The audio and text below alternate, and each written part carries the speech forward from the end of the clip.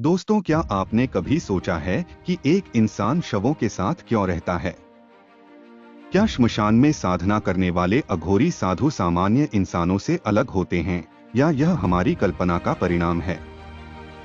आज हम आपको अघोरी साधुओं की अनसुनी कहानियों, उनकी अलौकिक शक्तियों और रहस्यमय साधना के ऐसे पहलुओं से परिचित करवाएंगे, जिन्हें जानने के बाद आपका नजरिया बदल जाएगा।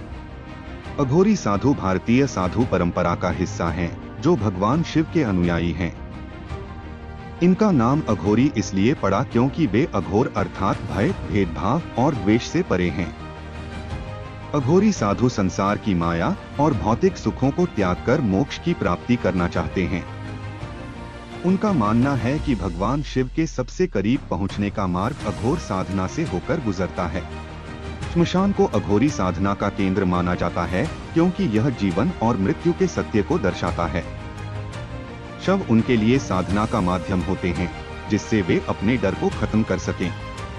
अघोरी साधु तांत्रिक विधियों और मंत्रों का उपयोग करते हैं।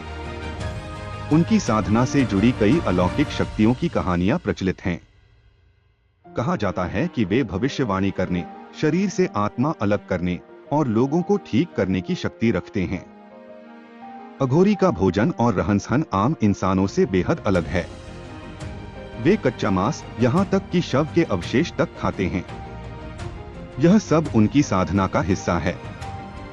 अघोरी साधु भगवान शिव के अघोर रूप के अनुयायी हैं। उनका मानना है कि भगवान शिव ही सृष्टि का आरंभ और अंत हैं। अघोरी बनने के लिए साधु को कठिन दीक्षा प्रक्रिया से गुजरना पड़ता है। उनके गुरु उन्हें कठिन साधनाओं और तपस्या के लिए तैयार करते हैं। अघोरी समाज को भौतिकता और अज्ञान से मुक्त करने का प्रयास करते हैं।